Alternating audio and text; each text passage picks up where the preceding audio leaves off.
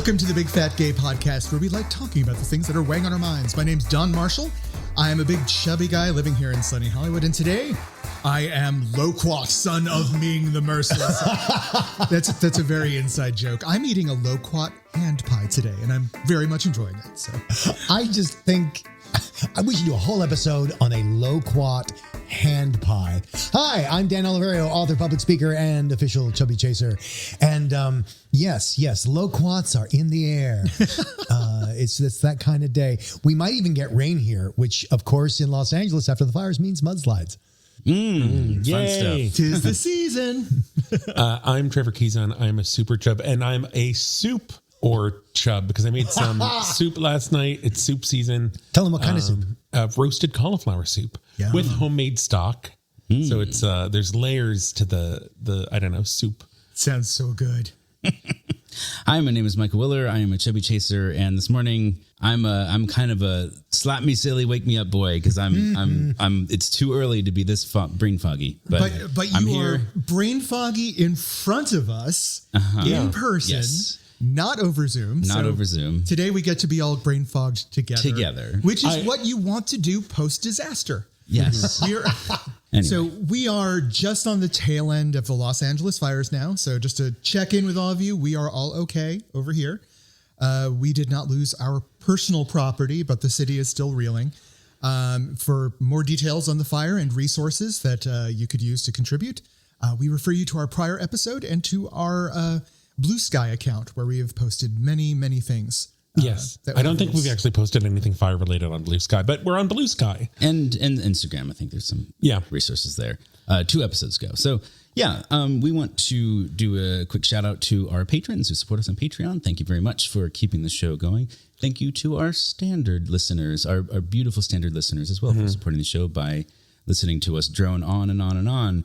You can support your junk with a bearskin purchase. Yeah. How's that for a transition? Something I don't know. I want to point out because people might not know if they are like long-term aware bearskin people. They have longer shorts too. Oh, which they did not initially. So they have their underwear. I'm talking about the underwear, the boxer briefs, but they have a version that is longer if you, I don't know, are concerned about chub rub. Oh, like mid-thigh length? Yeah. Which is just neat. But they're still underwear, not like shorts or short. Yeah, not short shorts, like long boxer briefs. Yes. There we go. So you can use the promo code BigFatGayPod at Bearskin's website to get 15% off your purchases of anything you want to put underneath your regular clothing. You can also go to our website and click the affiliate link for Big Fig. If you need a mattress coming up that is designed by, actually, I don't know if it's designed by fat people, but I assume they have fat people on their staff.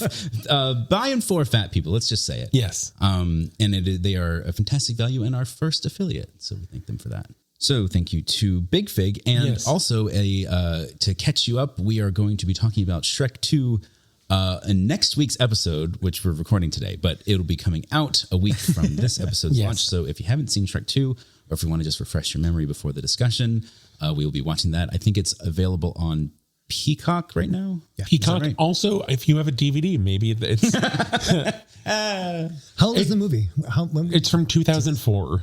Oh, wow. Yeah. So this century. Feel that in your bones, listener. Yeah. It's very solid. It was fun to rewatch, and there was so much that I guess I forgot. And I also realized I don't remember any of Shrek 3. I don't either. Yeah, I think I've seen it. Maybe we'll do that in another couple of years. Dan's over there like, please. It's important to wait 20 years, but between watches. Yeah. Just hold tight, listeners. Just a matter of time before we move on to the musical. Anyway, to dive into the actual episode, we are starting off strong with a mailbag.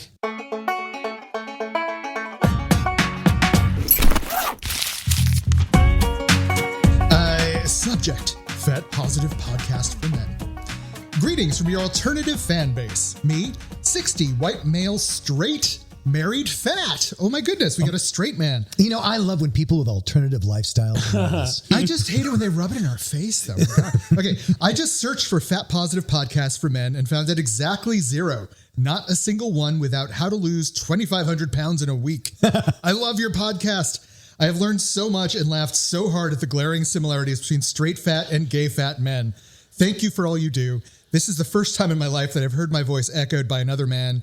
Yay, fattiest and those who love us. Thanks for writing in, man. I appreciate that. And yeah, like we do talk about gay issues, but we are fundamentally men, right? So when we talk about male issues and fatness, it doesn't surprise me that we have some splash over into the straight world. Manly men. We try to make sure that the topics are broadly applicable. I mean, sometimes it's incredibly specific and niche, but usually, like, I feel like the experiences are generally relatable for people. And I'm glad that you're able to find us. Like that feels like search engine optimization working more or less. Like we exist and we were able to be found. Yay. So awesome. Yay. Thank you for listening. Thank you for writing. Yeah.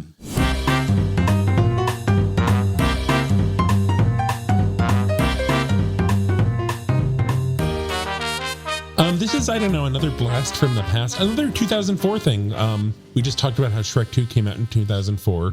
So this is a very like aughts thing, a very millennial thing.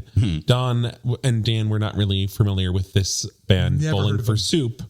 But Chris Burney, the fat musician from Bowling for Soup, has announced his retirement. And if you're still scratching your head, trying to wonder like who Bowling for Soup is, the 2004 hit 1985, which was like, I don't know, freshman year of high school for me. That if you're anywhere remotely millennial age, this was a ubiquitous song experience. I even have heard of this song. Really? That's how. Oh. I mean, I don't know by So you title. listener have no excuse.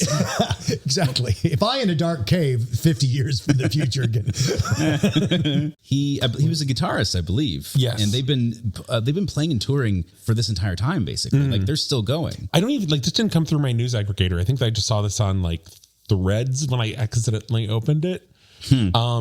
But I know a lot of millennial chasers who like Chris Burney was their Pin-up boy? awakening because in the music video for 1985, he is in a swimsuit in a kiddie pool. Yeah. Just And being gorgeously all fat. there. Gorgeously fat. Super sexy. And I was trying to figure out like so many, like if you go back to that time period, like this is like the Chris Farley period. That is a little after him, but like it was very much like, oh, shirtless fat guy. That's just the joke That's already. the joke. The joke is he doesn't have a shirt. And I don't get I don't know. I don't feel like this was meant that way. No, not It at doesn't all. feel like Not at that. It all. feels much safer as a chaser waiting to be slimed watching it. It didn't feel like that. It actually just felt wholesome, and he's super handsome and hot and talented musician, guitarist. He's retiring. It's interesting because what I remember from that time period were the few fat musicians that were around kind of getting shit on a lot. I remember the Big Bopper guy. I remember Meatloaf getting a lot of hate during that time Meatloaf. period. Like the very few fat singers that were around were not treated kindly. So Well, there was very much in the ethos, like not to go through the whole Oprah canon, but that idea of like, it doesn't matter what you achieve. It doesn't matter what you have. It doesn't matter what you do. You're fat. Yeah. Is that it was always, Oprah is the great example of like one of the most powerful people in the world, but she's fat. Always a but. Yeah. But I don't know. Thank you for the memories. Bowling for Soup. Another song that I feel like 1985 was kind of like the start of high school, and then in 2006 they had High School Never Ends, which also was kind of like Was that your song of purgatory? It just like Bowling for Soup is such something that like lives in the vacuum of that time period for me. Even just like seeing the title of the song, it just immediately like took me back to 2004. That chorus is so memorable. The top comment on the music video, one of the top comments in the music video on YouTube was, "We are now of the age that kids today are saying they wished they'd been born when we were alive so that they could have experienced this music firsthand," which is a hell of a thing. That's Yeah. You have to write a song 2005. behold the ravages of time.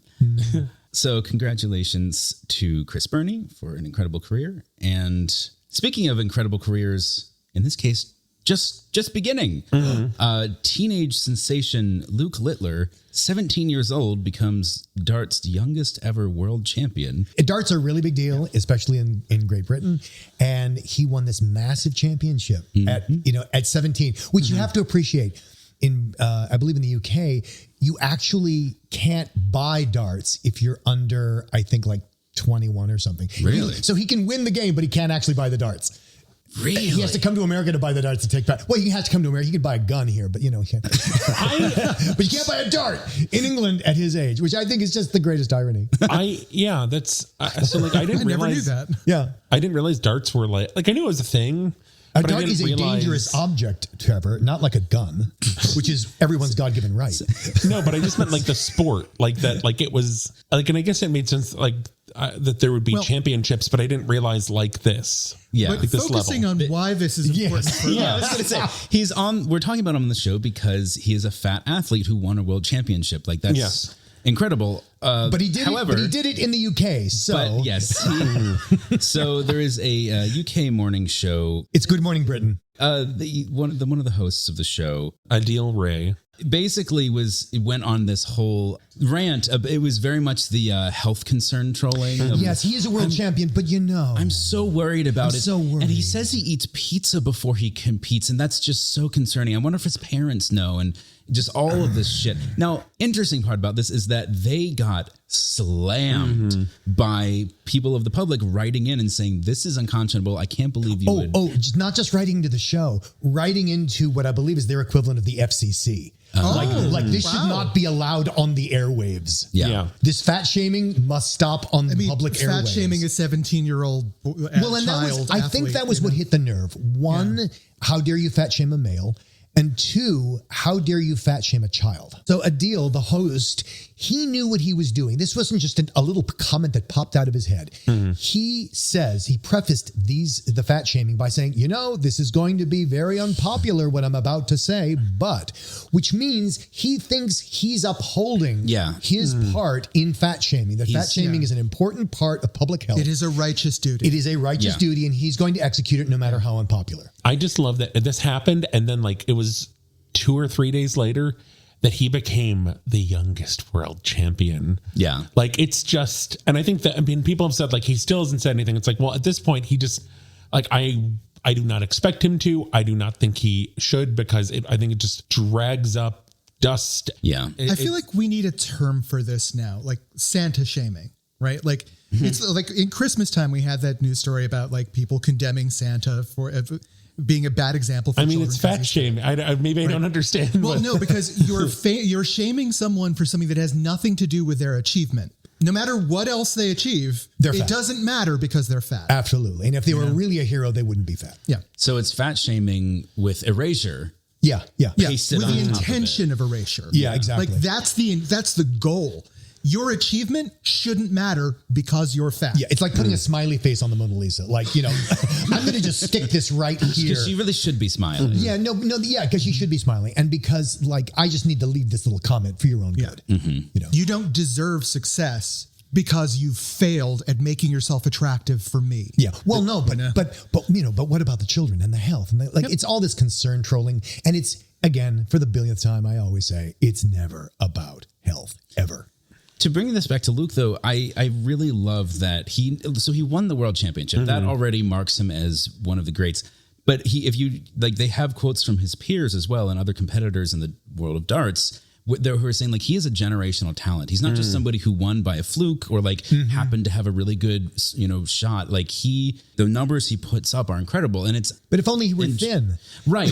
Well, that's what I mean though. Like I enjoy being able to talk about a fat athlete who is achieving at such a high level. Yeah. So again, like we had a sport in the past where legitimately fatter athletes had an advantage, right? The plunge was something where somebody basically dove into the pool and then had to maintain a stillness and see how far they could go in the pool. Right. And fat people always did better, right? It's that buoyancy advantage. That got phased out and people were making fun of them by the end of it, even though their body was ideal for the sport. Yeah, I think it was one of those things where it's a sport that you like because it takes skill and talent in order to do it better and better, but it's not very fun to watch. Yeah. And so that was probably... Well, but there's something else here too, and it goes with what Don was saying, which is that it's kind of chicken and egg, because there is also a tendency to diminish a sport if a fat athlete has an advantage.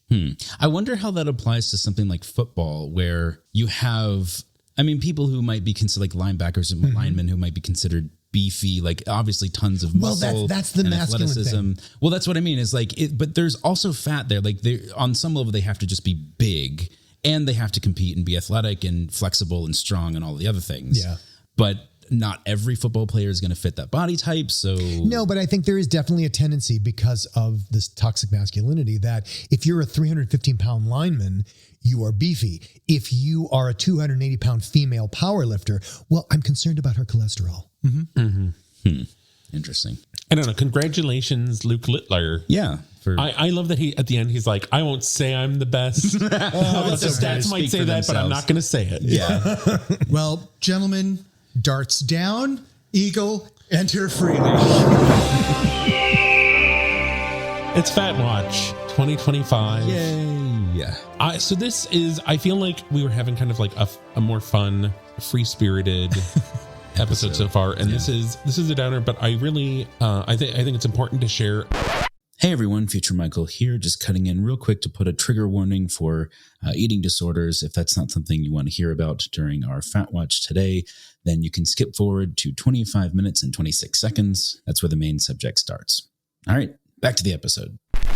So this is from Chalkbeat, which is a nonprofit news organization covering how to improve schools for children, but they also have children contribute pieces to this publication. And this is a piece by Ocean Lynn called Boys Battle Disordered Eating 2. I know because I'm one of them. Ocean Lynn, who is a junior in high school. Yes. Ocean Lynn is describing what he calls in the article, his battle with weight, and that he's always been, overweight or fat. And he, like a lot of people, continually made New Year's resolutions to lose weight. But one day, one fateful day, he stepped on the scale in his doctor's office in that high pressure moment and saw a number that completely freaked him out.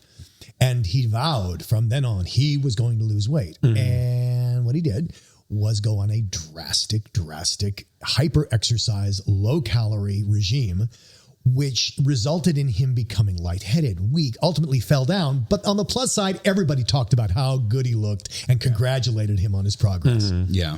And this is what he is responding to or talking about in the article. Yeah, and he talks about the moment in the doctor's office and then the fall several months later being these kind of two wake-up call moments for him. And specifically like falling because he was too weak to stay standing because of the effects of all of the dieting. And he knew, like, as he was getting thinner and thinner and thinner, that he was feeling worse and worse and worse physically. But people were, as we've talked about before, like being very supportive and like, very complimentary. And like he talks about, like, they didn't know what the lengths I was going to achieve this result, like how much I was hurting myself, and that he was even aware of while it was happening. And I can't help but picture, he doesn't say this in the article, but I can't help but picture like people saying, wow, keep going, keep it up, keep whatever you're doing, you're doing great. Like, encouraging actually the behavior without knowing what the behavior is. Yeah. Which is, that's the whole, like, it's one of the many dicey things about eating disorders is that usually they are congratulated. Yeah, exactly. They are praised. And then you get into this really wild feedback loop of I'm battling with this thing that makes me feel awful. And then I get praised for the very thing that's making me feel worse and worse and worse. It's such a mind fuck. To add two extra things, just,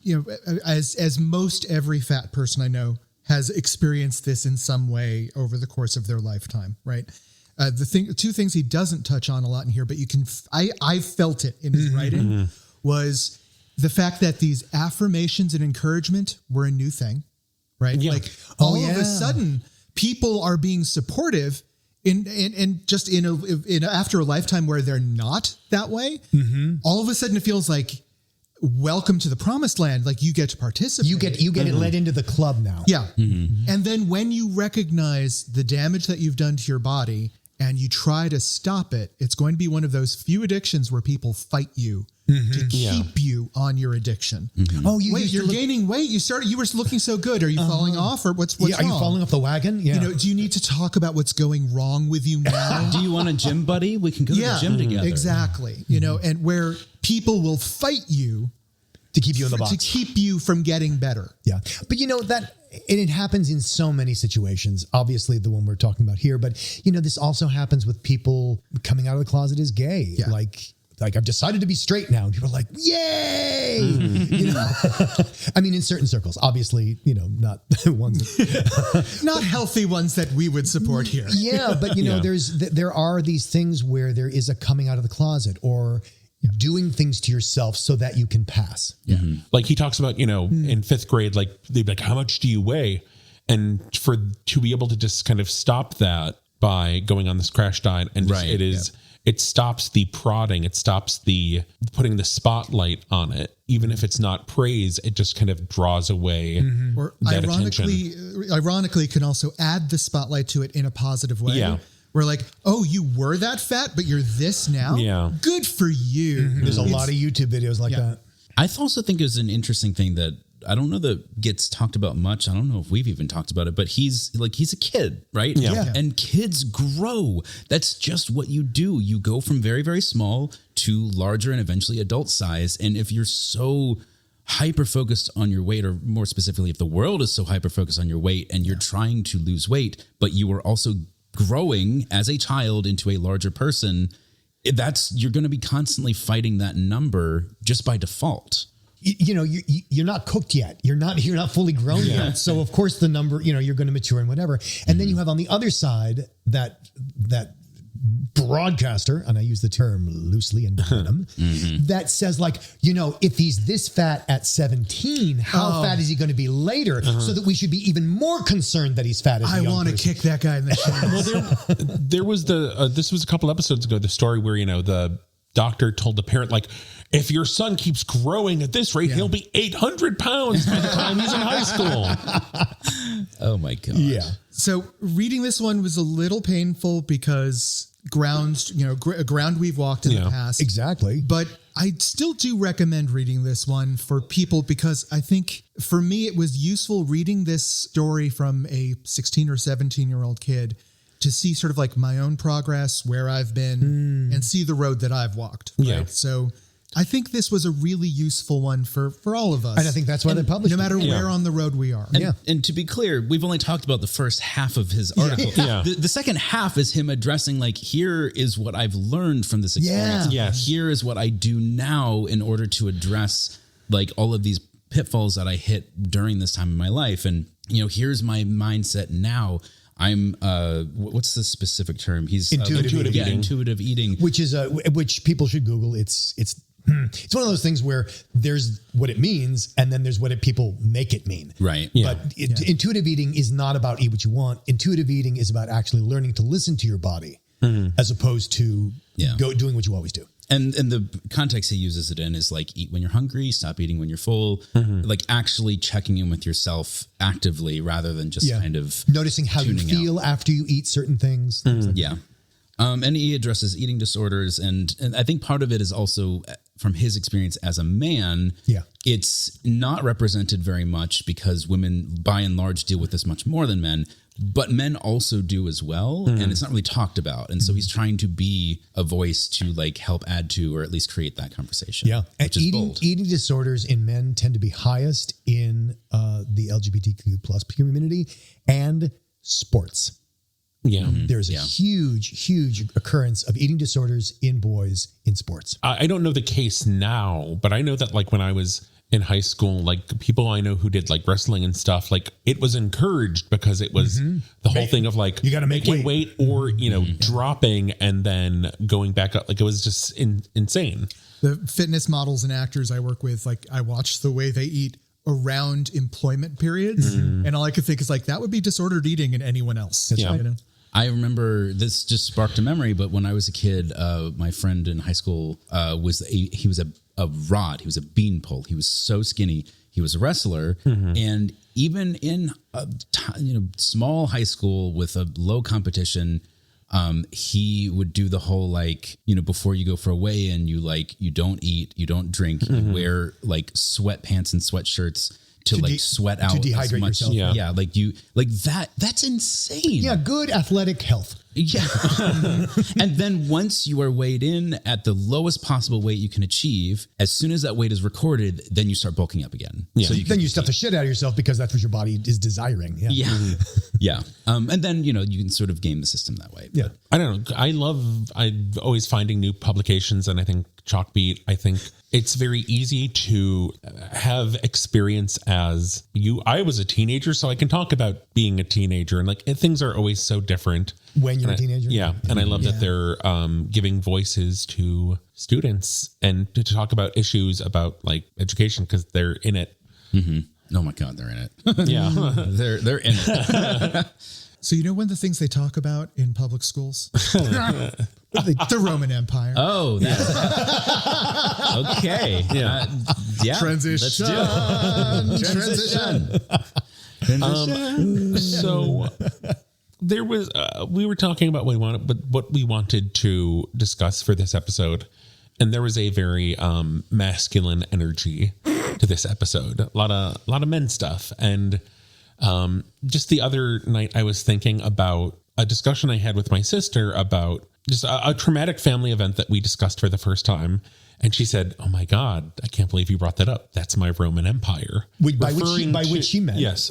So there is, on the Urban Dictionary, there is someone's Roman Empire is something that they constantly think about. And it comes from this TikTok trend where girlfriends were talking about either speculating about what their boyfriends spend a lot of time thinking about, or having discussions that there was this phenomenon that men spend a lot of time thinking about the rise and fall of the Roman Empire. Just as one weirdly specific Yes. example, which became kind of the banner for the whole thing. Well, but I think Which I can attest to is true. Yeah, I think about the Roman Empire a lot. I never don't, think but- about the Roman Empire. So I was like, I want to know what everyone's Roman Empire is and kind of fat stuff, because I think just as, chasers, gainers, encouragers, bears, anyone in fat world, there are so many just weird little things that just kind of you spend time thinking about, because just the world is weird about fatness, and there's so many things that don't get talked about, or just so my fat Roman Empire thing is thinking about it related to time period stuff that we are in kind of the golden age of fat kink stuff, because I think about what was it if I don't know, some old Englishmen who maybe had a fat kink but didn't it would just be see a fat chap at the pub, and there was the biggest bloke at the pub, and it's just this thing where he's hyper fixating on it, and it's he doesn't know why and it never, it's an unsolved mystery for him. Or take that a step further, he's married with kids and he loves his wife, he loves his kids, but he doesn't understand why this fat guy at the pub is just so in command of his attention. Or the fat guy at the pub that he saw 3 months ago that he can't forget exactly. about. There we go. Or even just thinking about this is a whole other topic, but if a chaser went to a sideshow and saw the fat man, and it lit something up in him and it is just the thing he talked about for the rest of his life, or just thought about. Yeah. I can totally see that. I can laying totally awake in bed at night, wow, that was just and he brings it up his wife, remember that fat guy? No, and he brings it up in conversation, and his wife's not that story again. And I'm going to say that I don't think you're that far off. I don't think you are at all. Going by the way the fat ladies were costumed. Yes. In those freak shows. They often were dressed in what was considered fashionable ladies' clothing of the time, which was not normally made in those sizes, or young women's clothing, nubile, but not so much lingerie, but sexually attractive clothing, not sort of frumpish matron wear or anything like that. They're trying to be made to be beautiful. it's very, it's feminizing. It's feminizing. It's about the sexuality of the female presentation. But I think it's also... The dress is also, it exposes a lot of skin, as it does for the men too. The fat men were also but I think it underlines what you're saying. Yeah. That I think there was some exploration and discovery there, in that there are very few other opportunities to just sit down and look at a human body in that time period. It kind of makes me think though, the internet has kind of, it's had this double effect of like, on the one hand, you have access to your community now. Like there may not be people in your physical space in your city or whatever, but there are definitely people online. You can find them easily. But on the flip side, there's like that whole thing of like, whatever your thing is, let's call it a kink. 50 years ago, you don't have access to any resources at all. And it's just kind of like floating around in your head and you don't know what to call it and you don't know how to talk about it. And it's kind of this like weird secret thing. Oh, my childhood. Yeah. So like it feels like there's something like, I feel like I hear a lot of older gay men talk about this when they talk about like cruising culture. And Absolutely. like they the whole hanky code is based on like, we don't have an online profile to look at. Right. But there is I think the secrecy was such a big part of the excitement. Yes. Yeah. Like that was Taboo is sexy. Right, exactly. Yeah. So like that's how much of it is like how many more things are taboo to that degree? Like because you can find all of the information you could possibly want online now. It's all kind of exposed rather than at the time it was all sort of secret and not talked about. True, but I do think if what's exciting about taboo is discovery, I think there's still a lot of discovery going on. It just might happen from behind a screen. Just talking from the perspective of somebody who goes to porn sites. Yeah. I never saw chub categories or fat categories of porn until about 10 years ago. And now it's on every site. I think you just didn't know where to shop. Well, no, I was on mainstream sites. That's my point. No, but that Don's right. That is my people point. that people can now go to a mainstream site and be someone could be like, oh, chub, what's yeah, that? that's the point. Yeah. That it is on mainstream. It's something you can discover by accident rather than having to go seek it out specifically. I see. I mean, so even with like, Michael and I grew up with the internet and I had an experience in college where I was dating a guy who had a fetish that he didn't know about. And I feel like it's something that has actually kind of entered at least like mainstream online nomenclature, vor, which is kind of like a non-possible kink where it's like swallowing someone and then like being inside of them. And being digested by them. Yeah. And it's, I feel like usually more of like a furry thing. But he would talk about like, it would just be nice to like, wouldn't it be cool to like, if I could like be inside of your belly and like all this stuff where I'm like, it came up several times and I was like, so you're into vor? And he's like, what's that? Yep. I'm like, it's that. It's that. What you just thing said. you're talking about. That like, is a thing. Yeah. Like that's making your dick hard. The thing that's making your dick hard, that's a thing. That like you keep thinking would be like really neat. Like, well, because when it's undiscovered, when it's undisclosed, that's just what it is. It's a really neat thing that you're really into, sort of, kind of, but I wouldn't tell anybody. I don't want to make a big deal of it. well, and that's why, like, I don't know. I feel this like ache for all of the like, all the chasers that never were. Yes. Who just like, just thought fat guys were cool and like, wow. Yeah. Really and like neat. their mind just kind of would wander there when they'd have sex with their wife and like. Well, and I wonder how much of it turns into health trolling. Like, I'm not into fat guys. I followed him for 3 blocks because I'm really concerned about his health. Oh boy. I just laid next to him in bed all night long because I was worried he'd stop breathing. Yeah. No, I think there is a degree of that because it's the only way that society allows people to keep fat people in their scope. Weird. But yeah, I know that's mine. Like all the chasers that maybe never were is kind of my Roman Empire. What were you thinking, Michael? My thing was kind of the opposite in the sense of I've recently discovered something that I wasn't thinking about, but I was doing unconsciously just for as long as I can remember, which is this very specific thing of like, like the whole like suck it in. Yeah. Like just, suck it in. But like, Meaning sucking your stomach to create a flatter tummy. Yeah, flatter tummy, like basically hide your belly. And to the point of like tensing my abs. Oh, yeah. Always, endlessly, like forever. And to the point that I didn't realize I was doing it. Was just and existing. you would do it even alone on the couch, right? Yeah. So, and it didn't really occur to me until like a couple years ago when like, this is maybe a little TMI, but fuck it, whatever. It was an interesting way to discover this, which was like, I think my thyroid got fucked. And so I was like waking up to pee a lot in the middle of the night. And I was like, I know like this is kind of just something that happens when you get older, but I don't feel like I'm at that age yet. Nope. So what else is going on? And I went to a urologist and he was like, you're fine. Like there's nothing medically wrong. And then he said, do you tense your abs a lot? Really? And I hadn't thought about it. And he was like, yeah, because you could be putting pressure on your bladder by just like being so tense.